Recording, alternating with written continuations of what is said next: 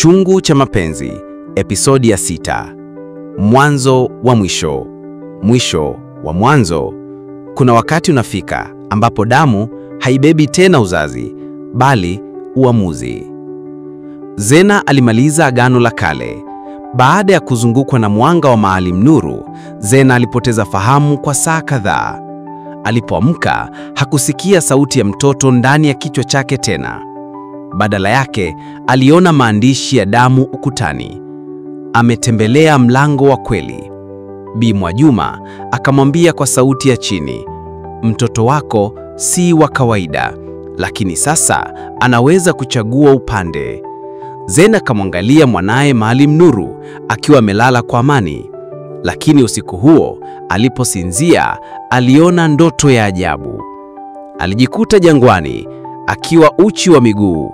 Huku mbele yake kuna watoto 99, wote na sura ya nuru.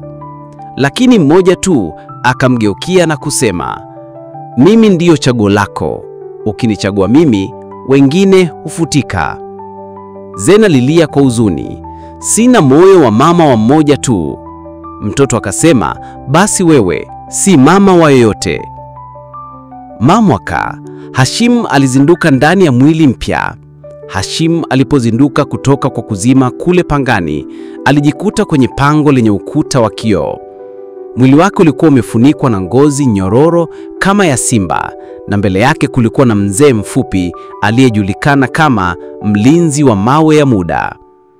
Umepewa nafasi ya pili, mzee huyo akasema, lakini nafasi hii huambatana na madhara. Utaishi bila kumbukumbu ya jana, lakini kila usingizi utakurudisha kwenye giza ulilotoka. Hashim akauliza, hivyo nitamsahau Zena, mtoto wake? Mzee akamjibu, utakumbuka kwa ndoto tu, na kila ndoto itakuliza. Mama wa Dula rudi kwa njia mpya. Wakati huo huo, Dar es Salaam, nyumba ya Dula ya zamani ilianza kutoa moshi mweusi. Jirani mmoja aliona moto unawaka bila kuchoma kitu chochote. Kutoka kwenye moshi huo ilitokea bibi kizee aliyevaa vitambaa vyeusi. Alikuwa mama wa Dula katika umbo jipya. Akamnong'oneza paka mweusi aliyokuwa jirani, mwili wangu umeteketewa, lakini nia yangu ni moto wa mwisho. Akachukua udongo wa kaburi la mtoto wa zamani aliyekuwa mtoto wa Mama Fatuma kabla ya Zena. Akaanza kutengeneza kichwa kipya cha sanamu. Sura ya nuru. Nitamtengeneza tena kwa mwili wangu, kwa giza letu. Mtihani wa nuru. Zena alielezwa na Bi Mwajuma kwamba kama kweli mtoto wake ni nuru, basi lazima apitie mtihani wa mwisho, kusimama mbele ya kioo cha kale cha roho. Walimpeleka Nuru hadi kaburi la kale lililopoke Bagamoyo. Wakati alipowekwa mbele ya kioo hicho, picha ya Dula ikaonekana humo. Kisha ikabadilika kuwa picha ya Zena, kisha Hashim, kisha mkoto mwenye macho ya joka. Nuru akaulizwa na kioo, wewe ni nani? Akasema, mimi ni mwangaza wa wale waliokataa kuwa kivili. Kioo kikapasuka. Kutoka humo ilitoka sauti ya kichokezo, basi kaa tayari, maana giza linalokuja halina jina wala sura. Asubuhi ya mwisho kabla ya mabadiliko. Zena akiwachoka, aliamka akisikia sauti ya mama yake kwa mara ya kwanza tangu alipoanguka kitandani. Usimwache mtoto huyo akue bila mwanga, maana wapo wenye macho ya giza wanamuona kama taa yao. Alikimbilia chumbani. Mama yake alinyanyua mkono kwa mara ya kwanza, lakini akasema tu neno moja kabla ya kurudi kupotea, muhogo. Zena akababaika. Muhogo inamaanisha nini? Bi Mwajuma akatafsiri, muhogo ni mzizi, lakini hapa anamaanisha mzizi wa ukoo, mzizi ambao haujakatwa wote, kuna aliyebaki. Kivuli kipya kinazaliwa pangani. Mama wa Dula aliweka sanamu aliyotengeneza ardhini. Ilianza kunyonya unyevuevu wa udongo, hewa ya bahari na sauti za kuku waliowekwa sadaka. Sanamu hiyo ilianza kulia kwa sauti ya chimari, sio ya mtoto wala mtu mzima. Ni kiumbe wa tatu, alisema. Hii hatakuwa na damu, itakuwa na kivili tu, hata gusa bali ataathiri. Hashim arudi Dar bila kumbukumbu. Hashim alikuwa ni juu Litota wala jina lake. Alipanda boti ya uvuvi kuelekea Dar.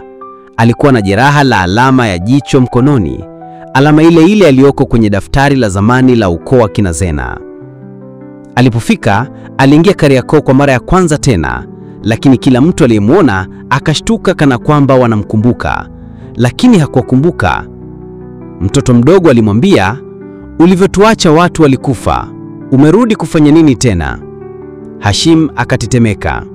Usiku alipopumzika, akaota ndoto ya Zena akisema, "Usiwasahau walioishi kwenye damu yako, usiwape giza lao." Nuru anza kuonyesha ishara za ajabu. Nuru alianza kuamka katikati ya usiku akitembea peke hadi dirisha na kuzungumza na anga. "Najua kuna mwingine anakuja. Yeye hana mama. Yeye ni kivili tu." Alipoambiwa na Zena, "Unaongea na nani?" Nuru akasema, "Na ndugu yangu ambaye hajazaliwa kwa njia ya kawaida, lakini atakuja kupitia moshi." Bi Mwajuma akawa na wasiwasi mkubwa. Hii ni vita ya ukoo dhidi ya kivili, na kivili kimeshaingia Dar. Usiku wa hatari. Dar es Salaam, usiku wa mawingu mazito. Maji ya bahari yatembei, mbwa hawabweki. Jiji limetulia kwa namna isiyo ya kawaida. Zena akiwa na Nuru ndani ya chumba cha giza, alisikia sauti ya kiumbe kutoka kabatini. Si binadamu, si mzuka. Nuru akasema kwa utulivu, "Mama, hatuwezi kujificha. Nimeitwa nikakale." Zena akamshika, "Hapana, hautaenda. Huwezi kuwa mloa giza." Lakini kuta za chumba zikaanza kuvuja maji meusi. Vioo vikapasuka bila kuguswa. Dirisha likafunguka lenyewe na kivili kikazunguka kuta kama moshi wa paka. Hashima akapata ndoto yenye namba 13. Hashima akiwa analala kwenye giza la sakafuni, aliota ndoto ya mwanamke mwenye vazi la pamba lenye damu. Akamwambia, "Umesalia mtu mmoja tu. Wewe ni muhogo wa mwisho. Ukikataa kukatwa, kivili kitaula ukoo wote. Ukikubali, utaishi bila damu, kama mzimu wa walinzi." Alipoamka, akakuta mdomo umejaa mchanga, ule ule uliokuwa kaburini alipolala Dula zamani. Bi Mwajuma akamkabiliza Zena na siri kubwa. Bi Mwajuma alifika usiku nyumbani kwa Zena akiwa na daftari la zamani lenye lembo ya poja ya urekundu. "Zena, mtoto wako hajazaliwa kawaida, lakini ndugu yake hajazaliwa kabisa. Hawa wawili ni sehemu ya mlo mmoja, mwanga na kivili. Ukiua moja, mwingine ataishi milele, lakini ukikubali waoe waishi, dunia ya kawaida haitarudi." Zena akachanganyikiwa. "Unamaanisha nini? Nuru ni wa kutolewa?" Bi Mwajuma akamwangalia kwa huruma. "Ndiyo, Nuru ni sadaka ya kuzuia kuzaliwa kwa kivili, au kivili atamla Nuru ili kuishi ndani ya binadamu." Usiku wa kiko. Pangani, sanamu ya kivili ilianza kulia kwa sauti ya upepo unaoumiza masikio. Mama wa Dula alikusanya wanawake 4 waliowahi kutoa mimba kwa nguvu za usiku. Akawakusanya kwenye duara la damu na kusema, "Leo tunakula, sio kwa vinywa, bali kwa kiao. Leo tunatengeneza kiumbe ambaye hata mwanga hautamuona." Sanamu ilipoinuka kutoka ardhini, hakikuwa kiumbe mzuri wala mbaya. Kilikuwa kivili kilichosimama, kenye miguu ya mtoto na kichwa cha mzuka. Kiliila kwa sauti ya Zena, "Mama, je, ungenikataa kabla sijaanza?"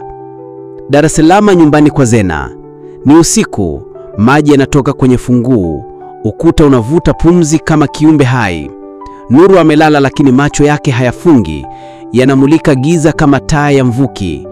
Zena amekaa mlangoni, mkononi akiwa na kisu cha harusi ya mama yake, kisu ambacho kilimua baba yao kwa siri.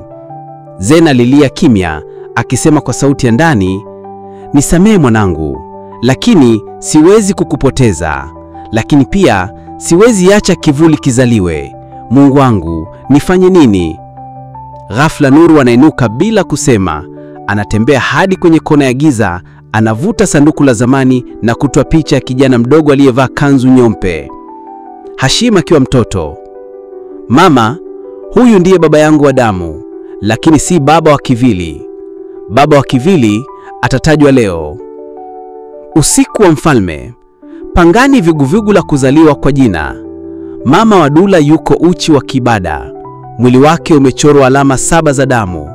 Anaimba kwa lugha ya kale. Kivili kilichotengenezwa kwa kuachwa, njoo kwa jina lako liandiko kwenye ulimi wa mama yako. Akamchukua msichana mdogo aliyepotea mwaka 2019, akamkata kidole na damu ikatumika kuandika neno kwenye jiwe. Adhama. Mara ile damu ilipoandika jina hilo, mwili wa kivili ukatikisika. Kivili kikainuka na kuanza kulia kwa sauti ya ngurumo. Mimi ni Adhama, mtoto